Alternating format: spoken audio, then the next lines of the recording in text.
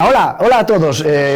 Bienvenidos. Estamos hablando de Radio España, de la radio, porque es que él viene del periodismo. Algunos le conocéis por la política local aquí en Madrid, porque ya tengo muchos amigos que me han hecho preguntas incómodas para Pedro Corral. Y es que hoy, que estamos con la resaca de la moción de censura, tenemos a uno del PP aquí que, a ver, ¿le veis? ¿Está con miedito? ¿No? Sí, para hablar... Yo miedito, ¿por qué voy a estar con miedito? No está con miedito. No, hombre. Hoy yo creo que sí que es un día, antes de darle la bienvenida, para celebrar que el portavoz de aquel discurso, el paradigma de la libertad en Venezuela está libre.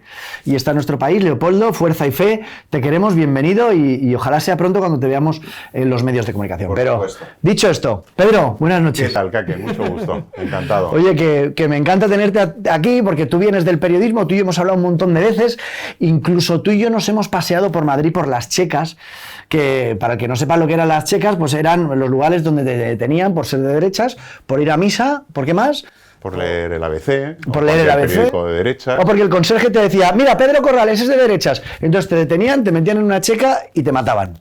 No siempre, pero era lo más frecuente, ¿no? En Madrid se calculan, según el estudio que hizo Alfonso Bullón con el Instituto de Estudios Históricos del CEU, él al final ha identificado 350 checas en todo Madrid. En algunos lugares de Madrid había 4 checas por kilómetro cuadrado. Fíjate, decir, ahí tenía checas todo el mundo. César Vidal, en su libro Checas de Madrid, asegura que también tenían su sucursal, por decirlo así, partidos como el PNV o Esquerra Republicana, ¿no? También, bueno, hay una historia también del PNV con el famoso Jesús Galíndez haciendo de Pimpinela Escarlata de mucha gente de derechas vasca que vivía en Madrid y al sentirse amenazada consiguió la protección del gobierno vasco en esta delegación que llevó Jesús Galíndez, que fue secuestrado por Trujillo en los años 50 por el dictador dominicano, ¿no? Bueno, como veis, él es muy solvente en la historia y viene a poner los puntos sobre las IES, sobre el tema de las checas. Vamos a hablar también de Miguel Ángel Blanco. Hemos saludado a la democracia sabiendo que lo que se viene en Venezuela no es bueno. Leopoldo López está aquí, pero que no se nos olviden los muertos, los fallecidos, que no se nos olvide la moción de censura y que no se nos olvide el coronavirus. Hay que solventar y salir de este pananavirus que dice aquí la señora. Mira. Son fiestas. Mal,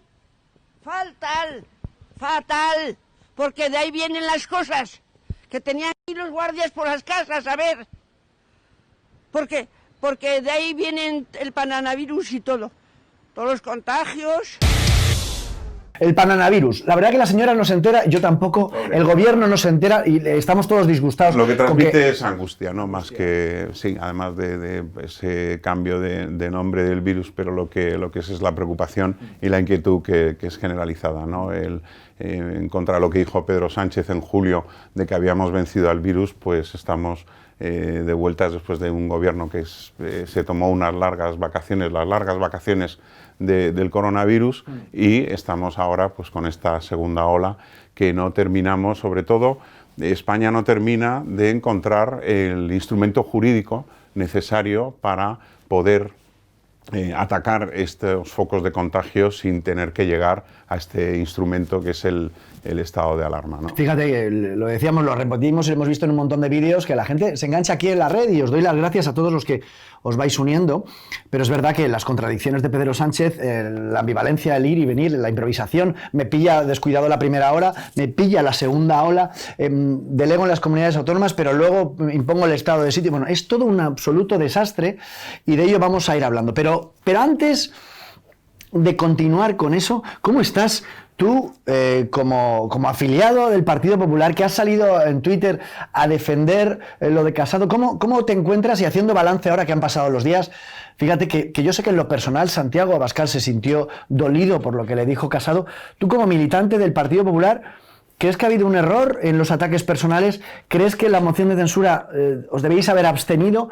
Tú como Pedro, desde el corazón, ¿eh? Sí. No me hables de la disciplina de voto, ¿eh, Pedro? Tú y yo somos amigos. Mira, Dime... desde el corazón lo primero que te tengo que reconocer es mi afecto y mi admiración por Santi Abascal. Lo que yo siempre lo recordaré y siempre que tengo ocasión de hacerlo lo reconozco, lo que hizo Santi Abascal defendiendo la libertad, defendiendo la unidad de España con las siglas del Partido Popular en el País Vasco, en Llodio, con su padre, verdaderamente yo lo recordaré siempre con admiración y con gratitud. En relación con la moción de censura, yo creo que hay que ser también claros. Las mociones de censura, según está establecido en la Constitución, no es solo la reprobación política de un gobierno como el que tenemos por su incapacidad, por su manifiesta incompetencia en la lucha contra esta epidemia, ¿no? Es también una presentación de un candidato. Entonces, a mí la pregunta que debemos hacernos es ¿qué habría ganado España con un gobierno con 52 diputados en un Congreso de 350, ¿no? ¿Verdaderamente esta era la salida a la situación que estamos viviendo? Como dice bien Isabel Díaz Ayuso, que tenemos una epidemia, pero también tenemos otra epidemia que es la económica, que va a ser y está siendo ya también la social. Con un gobierno con 52 diputados, verdaderamente, Kake, ¿a dónde vamos? Entonces, esta moción de censura aritméticamente era imposible. La gente dirá, no, pero se han presentado mociones de censura sabiendo que no se iban a ganar. Y ahí es donde te tienes que hacer la pregunta. Entonces, si haces una moción de censura para no ganarla, ¿qué estás buscando en realidad? Y yo creo que, como lo dijo bien Pablo Casado en su discurso, el objetivo de la moción de censura era la cabeza de Pablo Casado.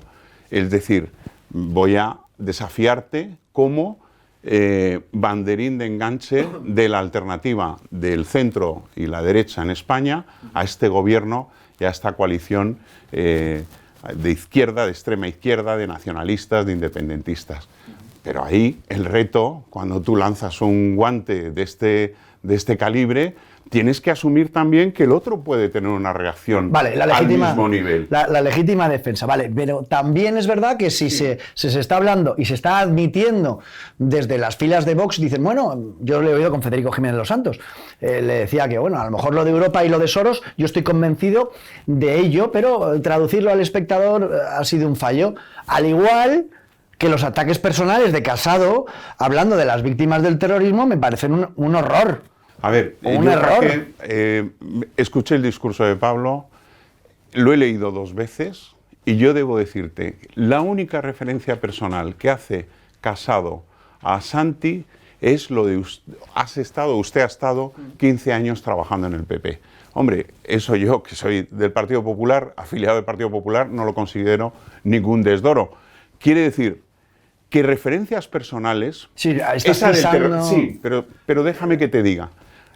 Yo he dicho en público, y lo voy a repetir aquí otra vez, que eso de derechita cobarde, dicha a un partido que con gente como Santi Abascal se ha jugado la vida por la libertad y por España en el País Vasco, yo siempre lo he considerado, Kake, una tremenda injusticia. Una tremenda injusticia. Y yo creo que Pablo, cuando dice lo de pisotear la sangre de las víctimas, está poniendo pie en pared definitivamente contra un calificativo absolutamente humillante.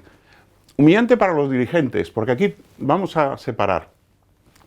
Derechita cobarde, cuando los dirigentes y responsables de Vox han hablado de derechita cobarde, yo estoy seguro de que no están pensando en los electores. Siempre estás pensando en determinadas figuras o en un gran conjunto de figuras políticas del Partido Popular al que le quieres colocar ese dardo, ¿no? De la misma manera te digo que lo que hizo Pablo en su intervención fue, y tiene además un extracto, un fragmento dedicado al votante de Vox, es lo mismo. Lo que hizo Pablo fueron críticas muy contundentes contra los responsables de Vox. ¿En qué sentido? Usted no puede, por ejemplo, venir a pedirme ahora los escaños que usted hace 2 años no quería que yo tuviera. ¿Por qué? Pues porque no se quisieron sumar al proyecto de España Suma. Y en algunas circunscripciones habría sido muy útil que todos en una mesa decidieran, mira, aquí en Soria podemos ganar nosotros, oye, pues nos retiramos los demás. Oye, aquí podéis ganar vosotros, nos retiramos nosotros. Eso habría sido mucho más útil para que no tuviéramos el gobierno Frankenstein que tenemos ahora, ¿no? De ese gobierno No quiero hablar de política ficción, pero también hay que ser realista sobre lo que ha hecho cada uno para que tengamos este gobierno aguantándolo como lo estamos aguantando en la peor situación que podamos Si España imaginar, suma, ¿no? ¿por qué no se consuma? Es la pregunta que repetimos una y otra vez y ahí están los argumentos de unos y de otros. Lo que está claro es que el mal siempre se une y el mal no tiene escisiones. Y en una moción de censura, igual algunos esperábamos que fuéramos contra el mal y que fuéramos contra el pacto. El pacto.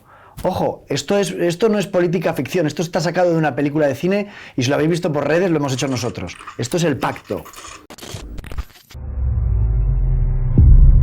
Por favor, me puedo morir. Por favor, no me puede hacer eso, por favor. Diga. No sabemos cuántas horas ha pasado en coma diabético. La posibilidad de que llegue a despertar algún día es improbable. Puedo salvarla. Lo que importa es qué estás dispuesta a hacer para no perderla.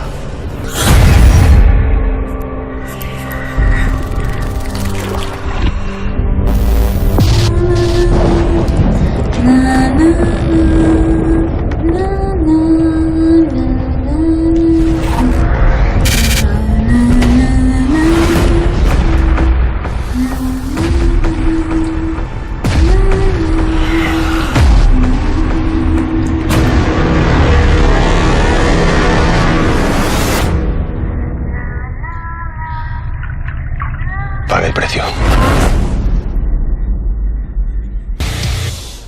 El mal siempre reclama pues lo que ha pactado, ¿no? Siempre viene a reclamar el precio. Ellos no, ahí no hay fisuras, ¿eh? Independentistas, amigos de los narcotraficantes, terroristas. Qué pena veros al PP y a Vox dándose tortas, ¿no?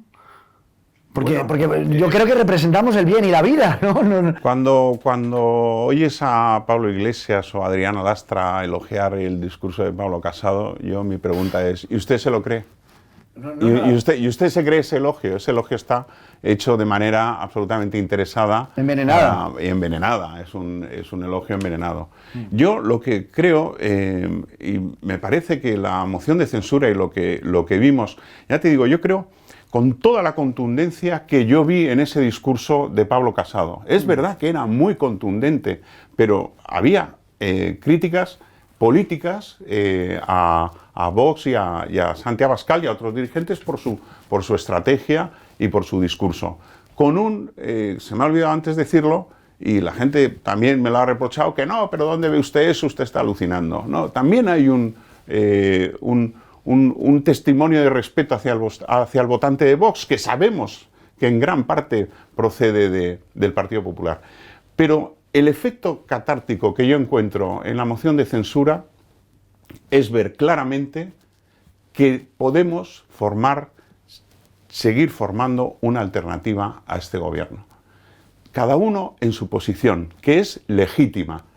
Yo creo que lo que trascendió ahí es que es tan legítima la posición del Partido Popular, con ese, digamos, se ha dicho el giro al centro, tal, es que lo que estábamos viendo es que lo que pretende Pedro Sánchez y Pablo Iglesias con todas sus iniciativas políticas, ahora hablaremos del proyecto de ley de memoria democrática, es que aquí no hay más espacio que para ellos, como dices tú, para su pacto con los independentistas y tal. No, aquí hay una gran mayoría, una importante mayoría de españoles, que son de derechas, de izquierdas, que está también por la búsqueda de un espacio de entendimiento y de solucionar los problemas. Los españoles están a que los políticos les solucionemos los problemas y que no estemos todo el día a garrotazo limpio. Y verdaderamente yo creo que ahí hay un gran espacio que va a formar parte de él, por supuesto, Vox, va a formar parte de él el Partido Popular, va a formar parte de él, en otra medida, Ciudadanos, pero que puede ser la respuesta a esta coalición Frankenstein que tenemos delante. Esa coalición que quieren cambiar la historia, que quieren empatar la guerra, que quieren cambiar las versiones de lo que ya sabemos. Y bueno, tú que eres, si no investigador, si no historiador, sí, muy aficionado a ello, porque tú vienes del mundo del periodismo, vamos a hablar de cómo se intenta cambiar ese relato. Pero antes, déjame que salude a Dionisio, a Luis Navía, y a mi amigo Juanma y a Doctor Siete Bien, que tienen preguntas para ti. Se enteraron que venía y dicen, ¿crees que la libertad en el Congreso hay que trabajarla más, la libertad de voto? Porque igual la disciplina de voto hace que esa libertad pues mengue un poquito, ¿no? Una buena pregunta. A ver, yo creo que hay que pensar también en que tú estás en un partido empujando por un mismo proyecto. Sí. Es verdad que existe la libertad de conciencia y ha habido casos en los que diputados del Partido Popular la han ejercido, oye, o se han salido de las votaciones o han votado en contra.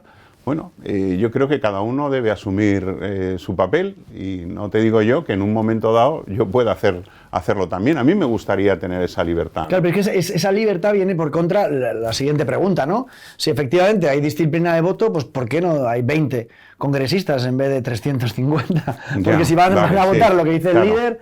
Vale, si vamos ahí a apretar el botón, ¿no? Claro. Bueno, hay otro trabajo detrás, ¿no? De los parlamentos del nacional y del regional, ¿no? De interlocución con los sectores y de iniciativas que puedan ayudar, sobre todo en esta situación. Sí, volvemos, ¿no?, un poco a lo de que pero cuando sí, no les vemos sentados, creemos que no están haciendo nada, pero están a lo mejor... yo respeto la libertad de cada cual hacer lo que le parezca en cada momento. Mira, Adolfo Suárez es el último ejemplo, ¿no? Adolfo Suárez Illana ha votado en contra de una serie de iniciativas que presentadas en el Congreso y él ha votado en conciencia, ¿no?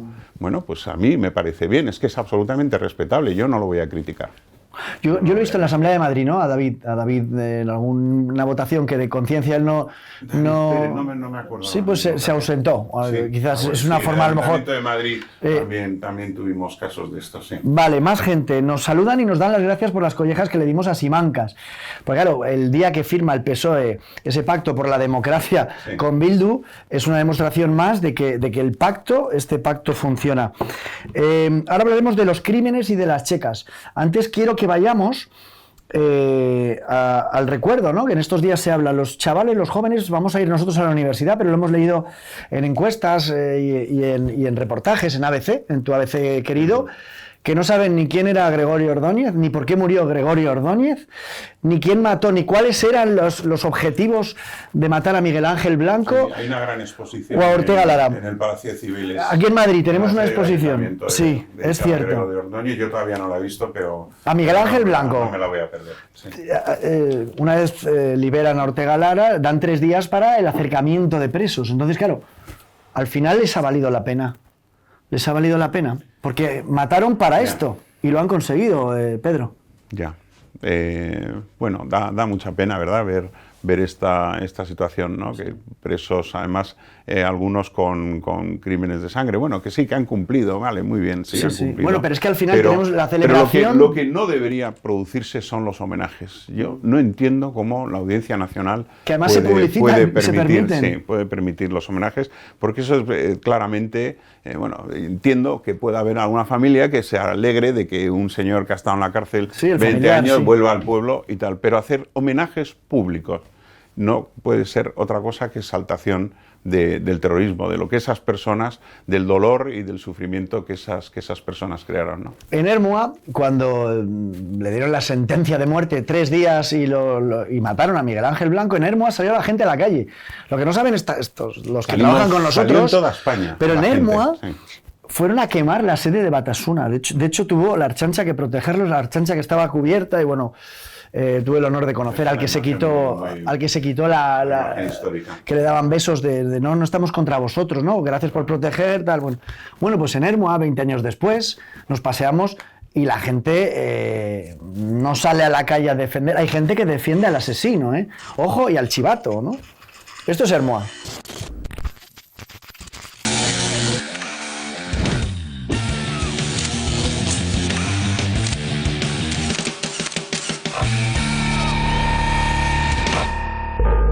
Ciudadano Caque.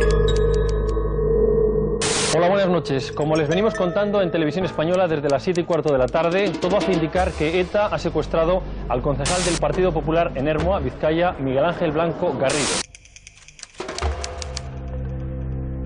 Estamos en Ermua. Nos hemos venido 20 años después del atentado a Miguel Ángel Blanco a revivir con sus ciudadanos lo que fueron aquellos días. Vais a ver que nos encontramos con testimonios tristes, sorprendentes y algunos delirantes. ¿Sabes cómo me llamo yo? ¿Cómo te llamas? Miguel Ángel Blanco. ¿O de los...? Sí. Conocía a su padre y a su madre, a él también de vista le conocía, esto es un pueblo pequeño.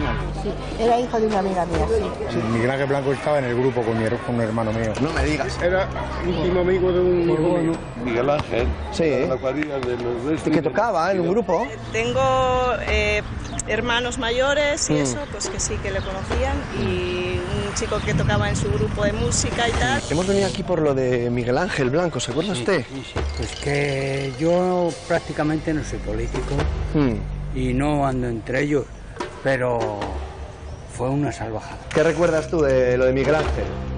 Es que es un tema un poco...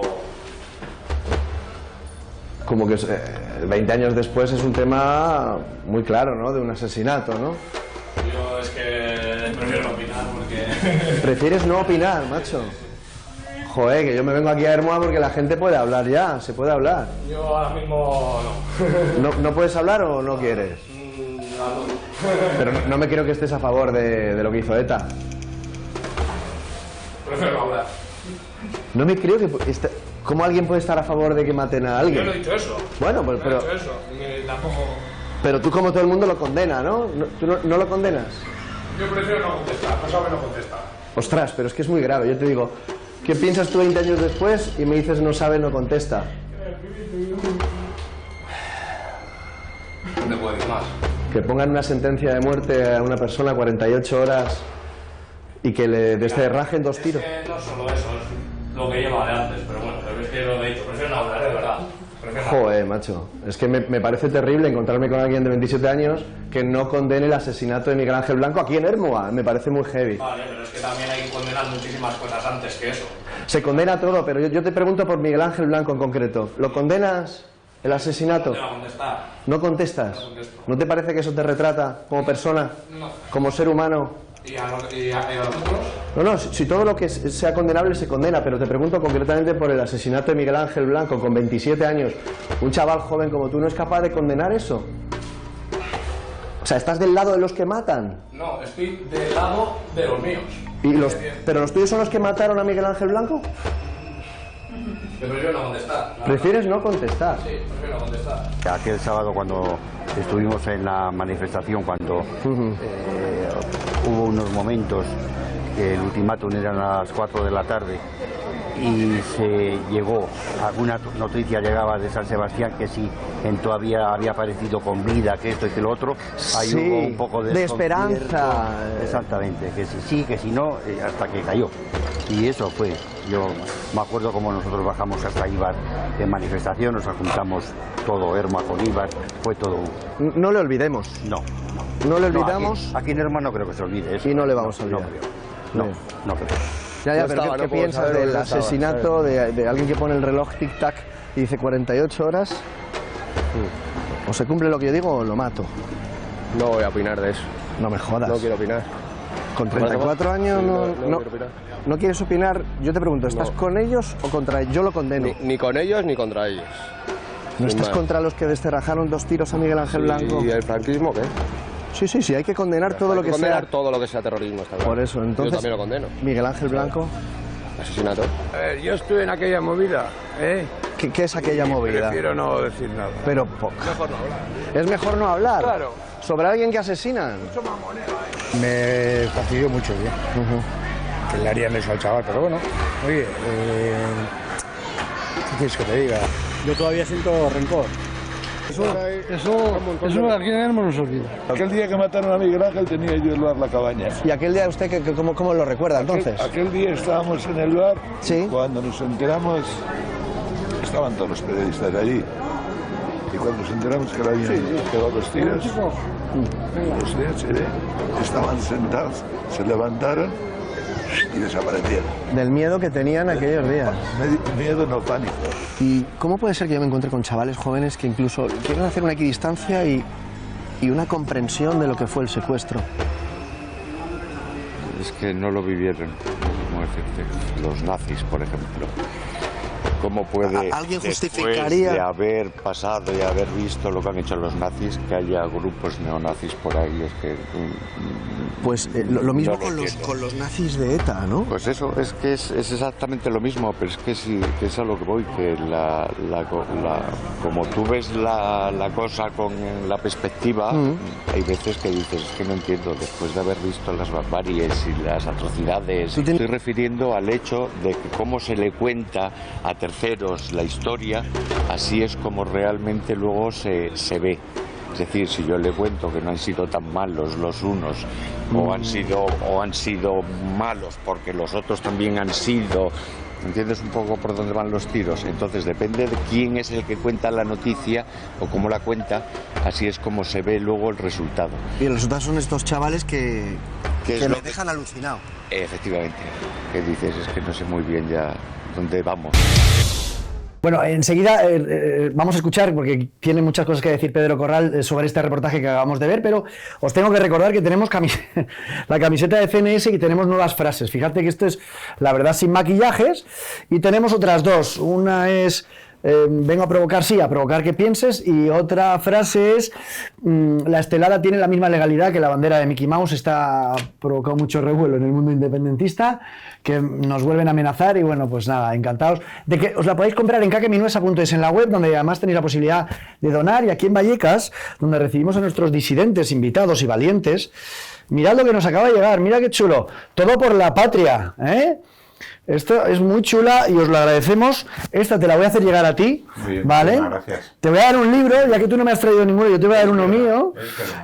¿Por qué? Pues porque vamos a hablar ahora sí de esa memoria. Otro día hablo de mi libro. Otro día hablo de tu libro, porque macho, es tan encantador, educado, que no ha traído su libro para promocionarse. Es que qué majo eres. Bueno. Haber venido a hablar de tu libro, que también hubiera estado bien. Te digo, por ir por partes, nos dicen... ¿Me permites un lema estupendo que vi en una carretera de Madrid? ¿Tiene que ver con el reportaje? No, con lo de pienso luego estorbo. Pienso luego estorbo, ¿no? Vengo a provocar que pienses. Pienso luego estorbo. Bueno, eso del está reportaje bien. solo mandarle un beso a Marimar, que a la hermana de Miguel Ángel, que además ha perdido en pocos meses a los padres, ¿verdad? Unidos por el dolor terrible de lo de su hijo. Y la realidad la has visto, ¿cuál es, no? Que sí, que le enviamos 1000 besos a Marimar, que es terrible, pero la realidad es que Marimar no vive allí. Con lo que fue Hermua y con lo que supuso Hermua, ¿verdad? Yo te estaba contando que yo lo había vivido como corresponsal en Roma de ABC, y yo daba las crónicas de las reacciones del Papa Juan Pablo II. San Juan Pablo II, desde el Alto Adige, que era el sitio donde veraneaba, y verdaderamente emocionante, y ver... En Italia apenas se hablaba de España. Yo recuerdo una noticia de una huelga de toreros que hubo entre aquellos años, 95-98. Y en cambio pero lo de Miguel Ángel Blanco abrió portadas de periódicos, abrió telediarios, informativos de radio, porque fue verdaderamente conmocionante, ¿no? Pues estoy leyendo las preguntas de los Patreons. Dicen que si da igual tener un gobierno anti-español que se va a comer los presupuestos, porque sí que es un gobierno anti-español. Bueno, sí, evidente, si tú vas a pedirle a Bildu apoyo para tus presupuestos y a RC, que no quieren saber nada de España, y que además lo dicen abiertamente, sin ningún complejo, cuanto peor le vaya a España, ellos piensan que más beneficio para ellos. Bueno, con estos señores es con los que vamos a negociar, con los que va a negociar el Partido Socialista el presupuesto, ¿no? Las prioridades de gasto de nuestro país, la manera de recaudar para cubrir esos servicios públicos. Bueno, pues en fin, yo creo que va a haber un trabajo durísimo por parte de la oposición para intentar enmendar. Seguramente haya enmiendas a la totalidad, porque no creo yo que de esos presupuestos salga nada bueno para... Me decías que en el último testimonio se explica mucho, ¿no? Lo de la educación. Cuando tú cedes la educación en los medios de comunicación, parece que te cuentan una historia distinta, que hay buenos y malos cuando tú amenazas a un Estado con que o me traes a los presos a mi comunidad autónoma, o en 3 días mato a esta persona y les cerrajas 3 tiros en la cabeza. Entonces... Es una frase muy manida, pero es verdad que sirve. Es que hay que seguir haciendo pedagogía, ¿no? Y lo que es impresionante es que le dediquemos unos presupuestos millonarios, no solo el gobierno central, sino gobiernos autonómicos, a sucesos de hace más de 80 años, ¿verdad? Y estemos viendo como testimonia la encuesta sobre Miguel Ángel Blanco, que los 60% de los jóvenes sucesos de hace nada no saben están ya olvidados, ¿no? Hay una, si quieres empezamos a hablar de lo de la ley de memoria democrática, que hay cosas que son verdaderamente no rechinantes, ¿no? Es que escalofriantes. Que la ley de memoria histórica se sustituye por una ley de memoria democrática que nos trae ¿qué? Bueno, una ley de memoria democrática que nos trae, y a esto quería ir yo, la creación de una fiscalía en el Supremo para investigar crímenes de hace más de 80 años, cuando hay todavía 378 crímenes del terrorismo sin resolver, no prescritos y con sus autores vivos. Cuando hablamos de crímenes de hace 80 años estamos hablando de delitos prescritos, delitos amnistiados por la ley de amnistía del 77, aprobada por la práctica unanimidad del Congreso de los Diputados, y cuyos autores, si no son más que centenarios, sí, tienen que ser más de 110, 115 años, ¿no? Y todos ellos fallecidos. O sea, que vamos a juzgar, vamos a ganar la guerra, ¿no? Vamos a dedicar recursos en una fiscalía en el Supremo, personal y recursos, a investigar, además sin efectos penales, porque ya te digo, son delitos prescritos y delitos amnistiados. Claro. Pero tenemos autores vivos de delitos no prescritos y sin resolver, que las familias están esperando tener esa compensación de que se haga justicia con los que asesinaron a sus familiares, y estamos viendo que el gobierno no se dedica a otra cosa, ¿no? Fíjate que estuvimos con una víctima del FRAP en el año 78, la ley es del 77,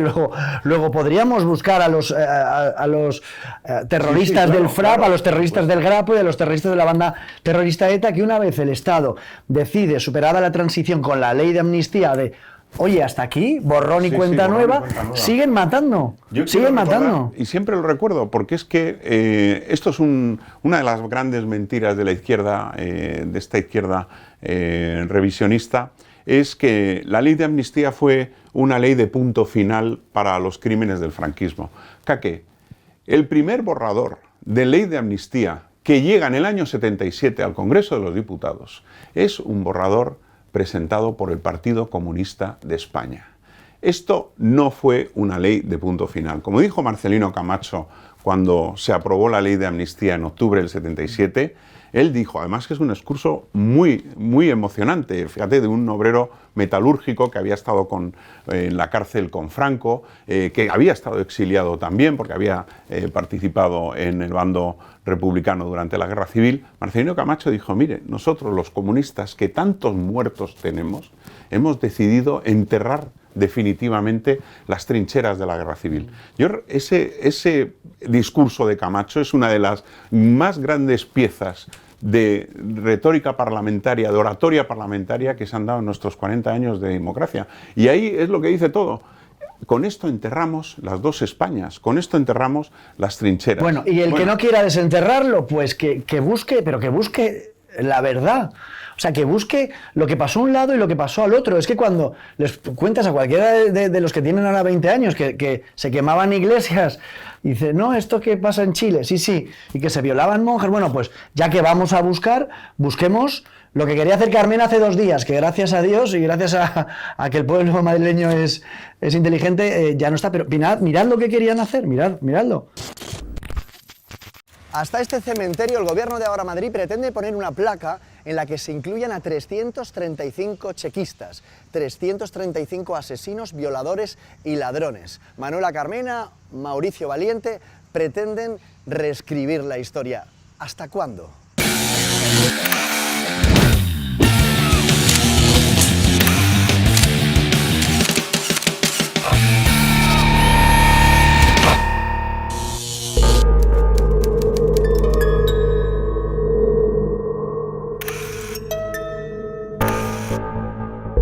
¿Qué son exactamente las checas? Las checas eran centros de detención ilegal donde se torturaba y asesinaba a aquel considerado enemigo de la República. No tenía por qué serlo, era a capricho de las personas que dominaban la checa.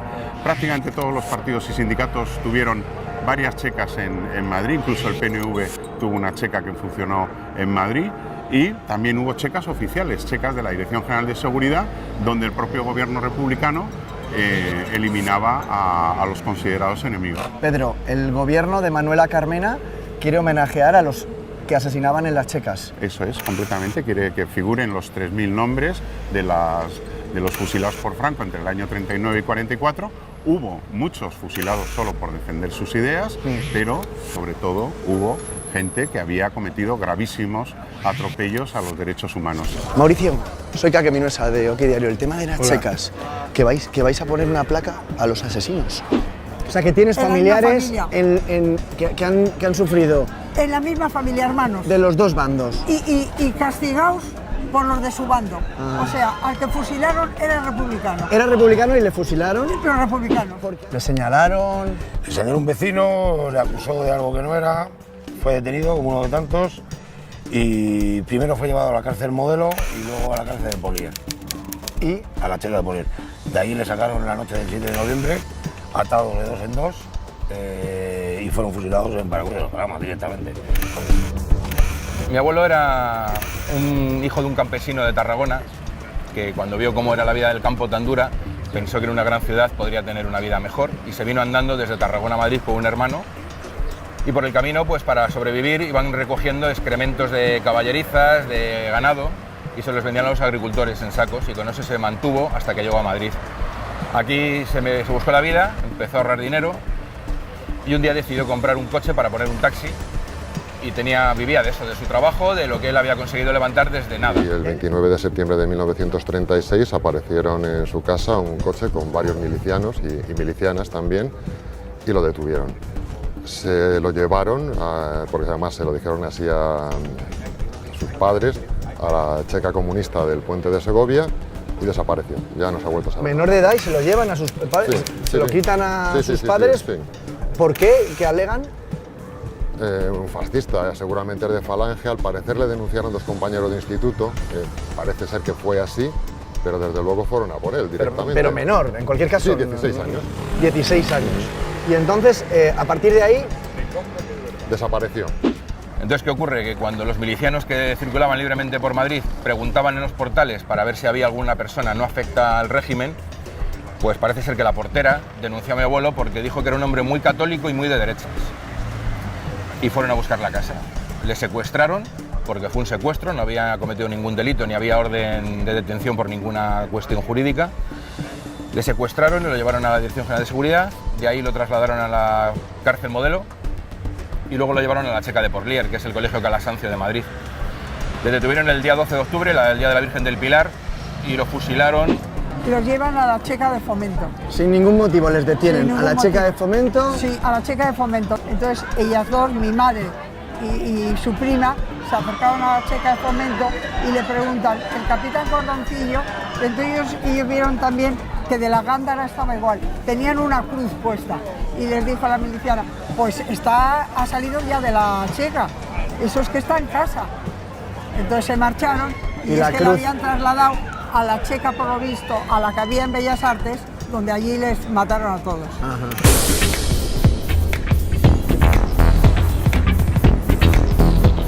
Es un propio historiador contratado por Carmena el que nos da a nosotros la pista de que aquí va a haber de todo. Aquí va a haber gente inocente y gente que cometió gravísimos crímenes en la guerra civil y que van a ser reconocidos con dinero de todos los madrileños. Sí, el historiador vuestro, Manuel García Muñoz, ¿qué piensas? Tú eres de OK Diario. Claro, te pregunto por qué me he informado. No, pero te pregunto por qué me he informado. O sea, Pregúntale a ese señor que es Pedro sabe mucho de eso un experto. y está escandalizado, ¿no? Por eso necesito la versión oficial. ¿Qué piensas? Yo lo que estoy escandalizado es de tantas tonterías. Es negar, es como el negacionismo del Holocausto. Es que si tú vas a rendir homenaje a los que cometían gravísimos crímenes en la retaguardia madrileña, estás de alguna manera negando esos crímenes. Sería como hacerle una placa homenaje a los que metían en las cámaras de gas a los judíos. Sí, pues es que ese es el símil. No, es que no es negacionismo, es darle la vuelta a la tortilla, es poner como víctimas a los criminales y decir, le mataron, algo habría hecho.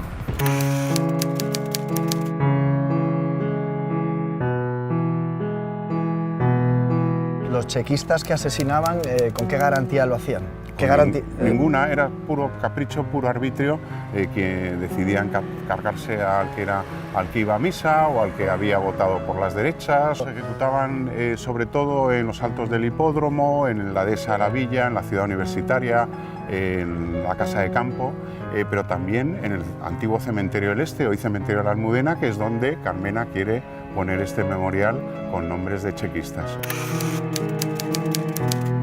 Mauricio Valiente quiere glorificar a los asesinos. ¿De verdad me está diciendo alguien de estos señores en serio que aquí se están cerrando heridas y que se está intentando cerrar un capítulo de la historia de España? ¿Cómo? Haciéndole un monumento a asesinos, a ladrones, a violadores o algunos que eran las tres cosas a la vez. Eran inocentes, nadie pudo demostrar de las víctimas de las checas que hubieran cometido delito alguno.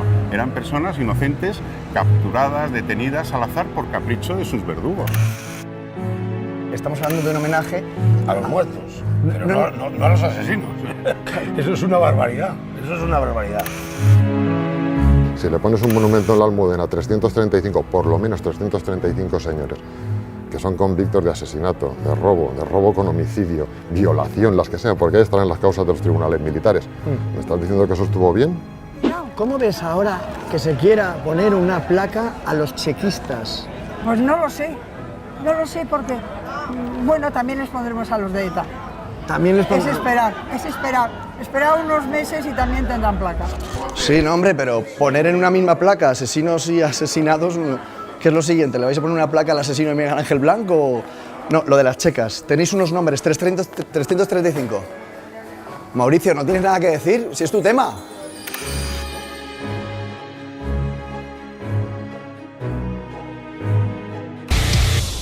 ¿Qué será lo siguiente? ¿Poner placas al chivato de Miguel Ángel Blanco, a los asesinos de Miguel Ángel Blanco? Esto tiene 2 años. Y hace un mes se le hizo una fiesta homenaje a Muñoa, a Ivonne Muñoa, ¿no? El chivato, el que dijo, ahí este es el metro que coge, ahí juega las cartas, que jugaba las cartas además con los batasunos, Miguel Ángel Blanco, porque, en fin, esto es terrible. Bueno, lo que demuestra y los testimonios que recogías en ese reportaje es que hay muchas memorias. Y no se puede imponer una memoria única y además intentando a través de ella inocular un relato ideológico del pasado, ¿no? A conveniencia de quien quiera aprovecharse ahora de esa manipulación de nuestra historia. Yo he hablado, a propósito de esto, al final estuve hablando con familiares de los fusilados por Franco en el cementerio de la Almudena. Y es verdad, y estarás de acuerdo conmigo, Kake, en que esto tiene que servir de lección para todos. Fíjate cómo nos hemos quedado todos aquí en el estudio. Que borrar los nombres de estas personas tampoco tiene sentido. Y tener un sitio donde los familiares puedan tener los nombres y verlos y rendirles el homenaje que ellos quieran, yo no me opongo, como debería ser también con los nombres de las personas que fueron fusiladas en el mismo cementerio de la Almudena en los años de la Guerra Civil por el Frente Popular. Lo que tenemos que llegar al final es a eso, que esto es historia, esto tenemos que aprender de ello, tiene que ser siempre una lección permanente, pero con un escrupuloso respeto a las sensibilidades y a los recuerdos de todas las familias, porque todas las familias en España tienen recuerdos dolorosos de la Guerra Civil, de un bando y de otro, de una zona y de otra, ¿no? Sí, es que te decía que fíjate cómo se nos ha quedado aquí el estudio, el bajón que hemos dado, que estábamos tratando de hablar ahí de una forma desenfadada, sí, incluso... No es una historia agradable. Y esta es nuestra historia, ¿no? Sí, entonces, es una historia dura, pero merece ser conocida. Como merece ser conocida el hecho de las checas, ¿no? Estas 350 checas de las que hemos hablado, y aquí se ha oído perfectamente, donde eran torturadas y asesinadas personas que no habían cometido ningún delito, asesinadas sin juicio alguno. Y hombre, verdaderamente sí que chocaba que se pudiera hacer un homenaje de exaltación pública junto a muchísimos, centenares de personas que fueron solo fusiladas por defender sus ideas, que es así. Pues fíjate, el alcalde de Madrid, Cayetano Redondo Aceña, pues yo no creo que este señor, más allá de sus responsabilidades de administrar una ciudad en guerra, pues se le pueda achacar responsabilidad por los crímenes. Pues a lo mejor, no sé si se opuso o no, pero verdaderamente yo creo que cada uno ahí hacía su función. Pero sí que hay personas que es impresentable que puedan estar figurando en un monumento público, como el segundo de la checa de Agapito García Tadel, que era una checa que se dedicó a asesinar a centenares de madrileños solo para robarles. con la excusa de la revolución y de la defensa de la república. Aquí ya nadie defendía la república, todos estaban defendiendo una revolución en la que había que acabar con el adversario, y el adversario era el que iba a misa, el que leía, sí, el que tal. Es que es muy de derechas, es que va a misa o lee el ABC. Bueno, pues yo no me imagino en un futuro una checa en la que mande Óscar Matute o Rufián, checas en Madrid, o sea, que no volvamos a la guerra, pero que esto sirva un poco al final para que si España suma, tiene que ser una lección, pero también esto de la memoria democrática, al final la izquierda se hace la trampa también a sí misma, porque no quiere reconocer con esto su responsabilidad también, en la responsabilidad de la izquierda en la catástrofe de la guerra civil y en el fracaso de la Segunda República, ¿no? Tiene mucho también de blanqueamiento de las responsabilidades de... Me pregunta un Patreon, exacto. Y además es Rafa CD, luego Doctor 7 Bien, estos dicen que el obispo de Alcalá reza por los muertos en Paracuellos todos los meses, que esos crímenes, que si tiene el PSOE responsabilidad, los crímenes de Paracuello y de los que estábamos hablando. Si el PSOE, en última instancia, tendría, en base a la ley y a las nuevas leyes de memoria... Bueno, el presidente del gobierno era Francisco Largo Caballero, que se larga de Madrid en esos días, se va a Valencia, cuando las tropas nacionales están a punto de entrar en Madrid, que luego fracasan, y el gobierno republicano deja aquí una junta de defensa de Madrid, que es la que se va a encargar, con Carrillo como delegado de orden público, pues a lo de las sacas de presos que al final terminan siendo masacrados en Torrejón y en Paracuellos. Evidentemente, las siglas están ahí. Partidos que existen ahora existían entonces, ¿no? Y verdaderamente, bueno, pues... Pues el PSOE tendría responsabilidad. Claro, el PSOE yo creo que ha hecho una damnatio memoria de sí mismo, ¿verdad? Nos ha cargado a todos los demás la memoria de lo malo que eran los franquistas, de lo malo que era el bando sublevado y tal, que también que hizo sus atrocidades, que luego... Sí, aunque el PP no existiera, os meten ahí, ¿no? Nada, bueno, pero lo que primero que tiene que hacer es memoria histórica de sí mismo. ¿Por qué no le dedicas la memoria histórica a ti mismo? Porque tú tienes una clara responsabilidad. El PSOE históricamente tiene una responsabilidad, no digo los de ahora, por Dios, que nadie me malinterprete en ese sentido, pero el PSOE históricamente estuvo allí en el año 34 dando un golpe armado contra el orden constitucional republicano, que dijo Salvador de Madariaga, que de esto algo sabía y que vivió luego exiliado, ¿verdad?, que esto fue el preludio de la guerra civil. Mensaje que reitera luego Sir Raymond Carr, que es uno de los grandes historiadores, de los grandes hispanistas británicos, que vino también a señalar lo mismo. Con el año 34 la izquierda no tenía ninguna autoridad moral para criticar el golpe del 36. Esto no me lo contaron a mí en La Guerra Civil, es uno de tus libros, ¿no? Esto es lo que no me contaron a mí de la guerra. Sí, este libro... ya no me acuerdo cómo se llama. Os lo digo porque está eso no estaba en mi libro de La Guerra Civil. Eso no estaba en mi libro, no sé ya ni lo que escribo. Porque se lo había advertido a los Patreons. Es un tipo, porque digo tipo en plan amigo, Pedro muy cultivado, y lo estáis viendo, así que yo solo puedo darte las gracias y emplazarte que vengas otro día aquí a CNS, a Vallecas, que te sientas como en casa. Un placer, y además responder a todas tus preguntas y las de los Patreons. Y no sé si alguna crees tú que me ha dado miedo, yo creo que no. No, yo creo que está bien siempre que deis la cara. Sobre todo es el respeto por tu trabajo y por la función de periodista, de informador, y de que la verdad, aunque duela, también hay que contarlo. Sin maquillaje. Sin maquillaje, y pienso luego estorbo, ¿no? Decía me ese gran anónimo que vimos. Que yo creo ya lo borraron. Estaba en una carretera de San Martín de Valdeiglesias hacia Ávila. Pienso luego estorbo. Pedro, un placer. Muchas gracias. Caque, hasta siempre. Gracias a todos los que habéis hecho las preguntas en patreon.com/Caque Minuesa.